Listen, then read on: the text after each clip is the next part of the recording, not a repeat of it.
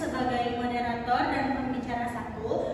Saya tidak sendiri di sini, saya ditemani rekan-rekan saya. Saya Mega Sabida dengan NIM 4 digit terakhir 1361 sebagai pemateri kedua. Saya Muhammad Kabra Huzali dengan NIM terakhir 1313 pemateri ketiga. Saya Faisal Hidayat dengan 4 digit NIM terakhir 1346 pemateri keempat. Oke teman-teman, di sini kelompok kami mengambil judul penelitian pengaruh harga, lama berjualan, dan lokasi terhadap tingkat penjualan usaha sempol ayam di Kabupaten Karawang. Kenapa kelompok kami memilih judul ini? Alasannya, karena kuliner sempol ayam itu salah satu jajanan yang paling banyak diminati di kalangan remaja di Karawang. Tapi, sebagai mahasiswa manajemen, kita pasti penasaran. Sebenarnya apa sih yang bikin jualan mereka tuh ramai? Apakah karena faktor harganya yang murah, lokasinya yang strategis, atau karena mereka buka lapaknya lebih lama? Nah, lewat data 30 pedagang sempol ayam ini, terutama di Galumas, Karangpawitan, dan Adiasa yang sudah kami kumpulkan, kelompok kami ingin mengujinya secara ilmiah menggunakan SPSS. Yuk langsung saja kita bahas satu persatu. Yang pertama ada bab 3, uji dependen dan independen, yang akan dipresentasikan oleh Mega Santika. Kepadanya saya persilahkan.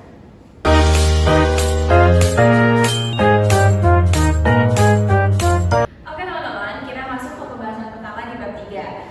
Di sini kelompok kita menguji dua jenis uji T parametrik, yaitu independen dan dependen. Karena semua data kita terbukti berdistribusi normal. Yang pertama, uji T dependen. Di sini kita menguji tingkat keberhasilan pelatihan UMKM lewat nilai pretest dan post-test. Hipotesis kelompok kita yaitu ada beberapa perbedaan skill pedagang yang signifikan antara sebelum dan sesudah melakukan pelatihan kewirausahaan. Karena data kita normal, kita pakai uji parametrik atau pilot sample t-test. Hasilnya rata-rata skor mereka naik dari 14,36 menjadi 19,47 dengan nilai signifikansi sebesar 0,005. Artinya, karena nilainya di bawah 0,05, artinya pelatihan ini terbukti sukses membawa perubahan positif terhadap skill para pedagang. Yang kedua ada uji T independen. Di sini kelompok kita membandingkan kelompok para pedagang yang tidak dilatih dengan kelompok yang dilatih. Hipotesisnya, omset penjualan kelompok yang dilatih lebih tinggi daripada kelompok yang tidak dilatih. Hasil SPSS menunjukkan data kita normal dan homogen dengan nilai signifikan Levens sebesar 0,479 serta nilai sticknya yaitu di angka 0,009. Ditambah lagi rata-rata omset penjualan kelompok yang dilatih itu mencapai 229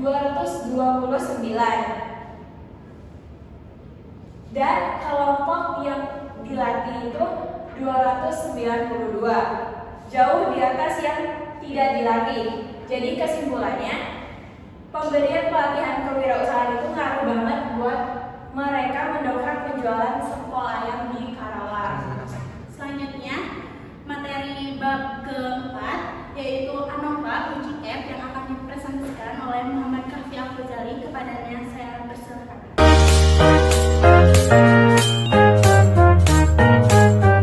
Baik, di sini saya akan menjelaskan poin inti dari uji ANOVA atau uji F. Pengujian ini bertujuan untuk mengetahui apakah terdapat perbedaan rata-rata tingkat penjualannya atau usaha sempol ayam yang signifikan berdasarkan 3 lokasi berjualan, yaitu Galumas, Karangpawitan, dan Adiasa. Hipotesis yang kami uji adalah hipotesis 0 atau HO yang menyatakan tidak ada perbedaan rata-rata penjualan antar lokasi melawan hipotesis alternatif HA yang menyatakan terdapat perbedaan rata-rata penjualan yang signifikan. Berdasarkan output SPSS, diperoleh nilai F dihitung sebesar 4,425 dengan nilai signifikan sig 0,022. Karena nilai sig lebih kecil dari 0,05, jadi 0,022 kurang lebih 0,05. Maka keputusan statistiknya adalah menolak HO dan menerima HA yang membuktikan bahwa pemilihan lokasi berjualan memberikan pengaruh yang nyata terhadap omset pedagang. Berdasarkan hasil uji lanjut Hodge test, kami menemukan perbedaan spesifik antar lokasi. Pertama, pada perbandingan Galumas versus Karangpawitan diperoleh nilai SIG LSD sebesar 0,018, di mana omset Karangpawitan lebih unggul dengan selisih 62.500. Kedua perbandingan Galumas versus Adiarsa juga berbeda signifikan dengan nilai SIG 0,014 LSD dan 0,042 Bonferroni, di mana Adiarsa memimpin dengan keunggulan 60.000 pieces. Sementara itu perbandingan antara Karangpawitan versus Adiarsa menunjukkan nilai SIG yang besar, yaitu 0,920 LSD dan 1000 Bonferroni karena nilainya di atas 0,05. Disimpulkan tidak ada perbedaan signifikan antara keduanya, yang berarti daya beli di Karangpawitan dan Adiarsa cenderung setara. Oke, terima kasih. Lanjut dengan moderator. Baik, terima kasih. Selanjutnya, bab 5, analisis regresi sederhana yang akan dipresentasikan oleh Faisal Hidayat. Kepadanya saya persilahkan.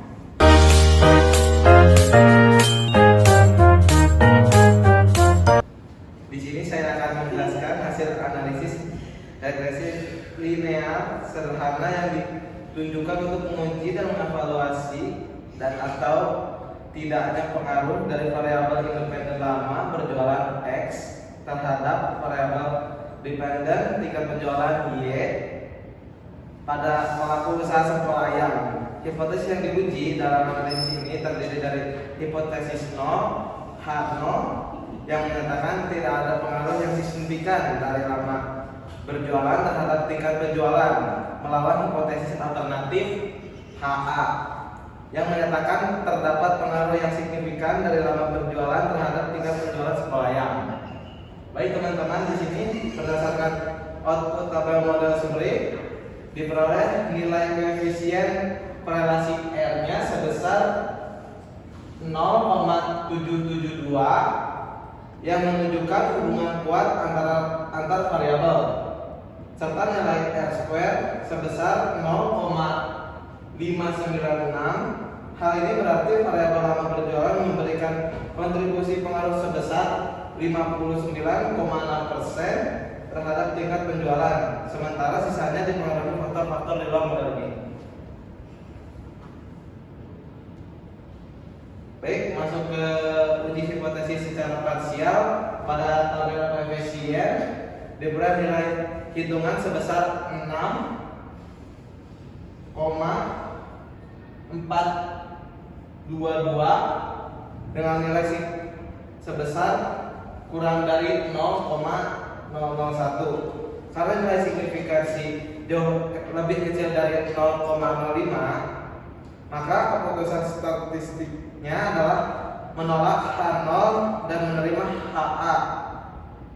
Hasil ini membuktikan bahwa lama berjualan memberikan pengaruh positif yang nyata dan signifikan terhadap tingkat penjualan sampel ayam, yang berarti semakin lama durasi operasional pedagang setiap harinya, maka volume penjualan cup sampel ayam di lapangan akan meningkat secara nyata. Baik, saya kembalikan ke moderator. Terima kasih. Baik, selanjutnya bab 6, uji asumsi klasik akan dipresentasikan oleh saya sendiri.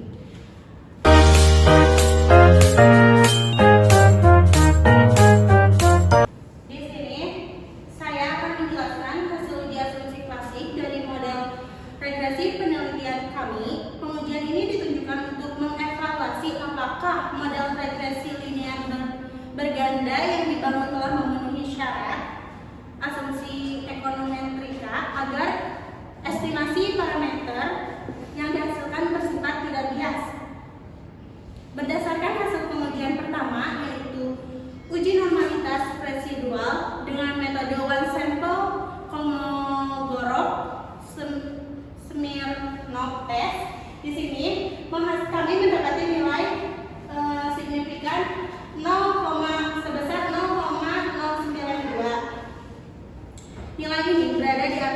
ambang batas 0,05. Sehingga hipotesis 0 H0 diterima yang membuktikan bahwa komponen residual dalam model kami telah berdistribusi secara normal. Berlanjut pada uji linearitas antara variabel lama berjualan X2 dan tingkat penjualan Y. Statistika menunjukkan nilai deviation from linearity sebesar 0,323. Karena nilai signifikan ini lebih besar dari 0,05, hubungan antara variabel terkonfirmasi berbentuk linear. Sementara itu, pada aspek uji multikolinearitas untuk mendeteksi korelasi kuat antara variabel independen diperoleh nilai tolerans sebesar 1000 dan FIF sebesar 1000, yang berarti model regresi ini sepenuhnya bebas dari gangguan multikolinearitas sehingga memenuhi standar kelayakan statistik. Memasuki tahap keempat, yaitu uji autokorelasi menggunakan nilai statistik Durbin-Watson DW untuk mendeteksi korelasi berantai pada kesalahan terganggu. Model regresi kami menghasilkan nilai DW-nya itu 0,957 melalui perbandingan dengan tabel statistik untuk N sama dengan 30 dan K sama dengan 1. Nilai tersebut ternyata berada di bawah batas bawah atau DL sebesar 1,3520. Dengan demikian, keputusan statistik adalah menolak hipotesis 0 yang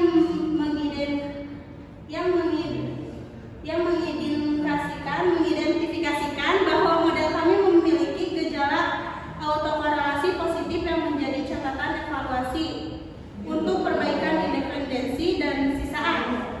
Yang terakhir, pada uji heteroskedastisitas melalui metode regresi Glaser terhadap nilai absolut residual, variabel lama berjualan X2 menunjukkan tingkat signifikan sebesar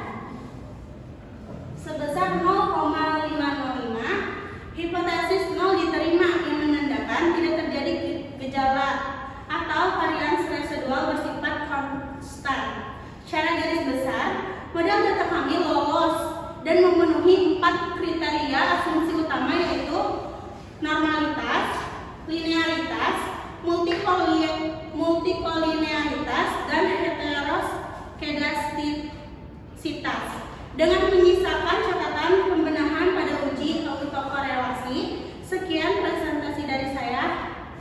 Selanjutnya akan dipresentasikan oleh Muhammad Kahfi Al-Fujali dan Faisal Hidayat. Kepadanya saya persilakan.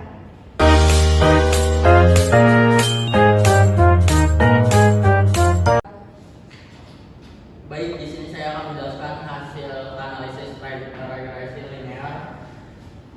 linear berganda pada penelitian kami yang berjudul pengaruh harga atau X1 dan lama berjualan X2 terhadap tingkat penjualan usaha sampel ayam Y atau dengan total sampel data sebanyak 30 responden.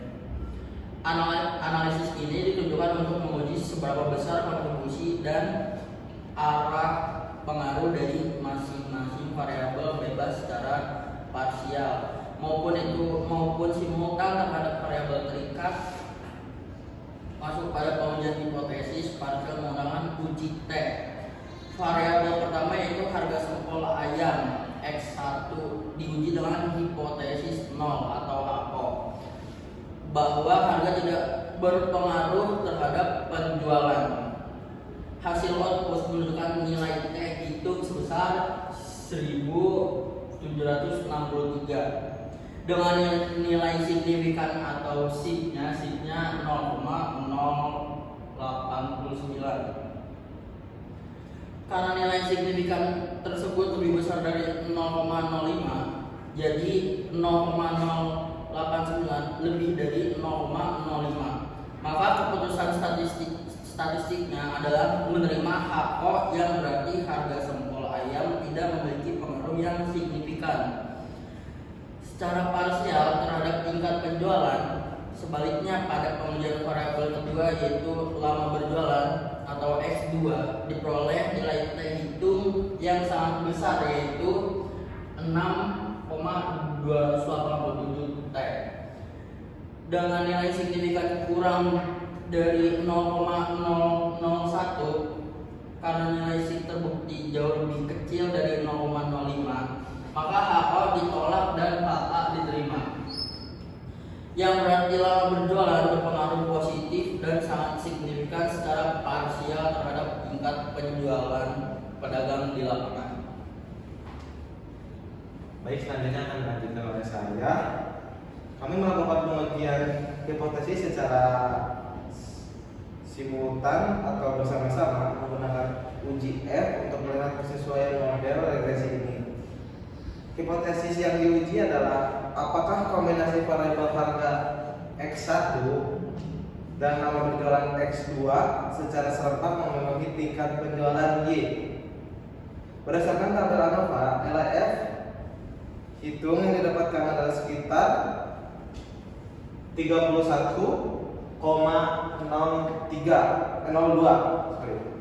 dengan nilai signifikasi atau sig sebesar kurang dari 0,001.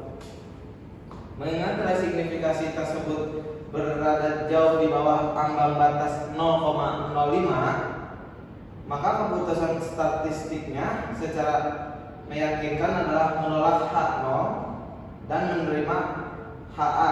Kesimpulan ini membuktikan bahwa variabel harga sampel ayam dan lama berjualan secara simultan berpengaruh nyata dan signifikan terhadap tingkat penjualan, sehingga model regresi ini dinyatakan sangat layak atau fit sebagai penguat analisis koefisien determinasi pada tabel model summary menghasilkan nilai R-square sebesar 0,697. Angka ini bermakna bahwa variabel harga dan lama berjualan secara bersama-sama memberikan kontribusi sumbangan pengaruh sebesar 69,7% terhadap naik turunnya volume penjualan sampel ayam. Sementara sisa 30,3% lainnya dijelaskan oleh faktor-faktor lain di luar model penelitian ini. Oke teman-teman, sampailah kita di kesimpulan akhir dari seluruh rangkaian praktikum statistika kelompok 8. Jadi, kalau disimpulkan secara keseluruhan, strategi utama kalau mau sukses jualan sampel ayam di area Kabupaten Karawang itu kuncinya ada di dua hal. Yang pertama, lama berjualan, dan yang kedua, ketepatan memilih lokasi. Sangat direkomendasikan di area Adiarsah dan Karangkomintan. Untuk faktor harga sendiri itu nggak terlalu jadi masalah buat konsumen karena harga sampel itu rata di pasaran, udah ramah di kantong. Oke, semoga lewat pemaparan ini kita semua bisa mendapatkan gambaran yang jelas bahwa statistik itu bisa diaplikasikan langsung untuk menyusun strategi bisnis di dunia nyata. Kami ingin mengucapkan terima kasih yang sebesar-besarnya kepada dosen pembimbing kami, yaitu Ibu Hapsari, atas segala ilmu, kesabaran dan bimbingannya selama praktikum statistika ini berjalan, sehingga kelompok kami dapat menyelesaikan seluruh olah data ini dengan baik. Akhir kata, terima kasih banyak kepada teman-teman semua yang sudah menyimak jalannya presentasi kelompok 8 dari awal hingga akhir. Mohon maaf atas segala kekurangan dalam penyampaian kelompok kami. Kelompok 8 pamit undur diri. Wassalam.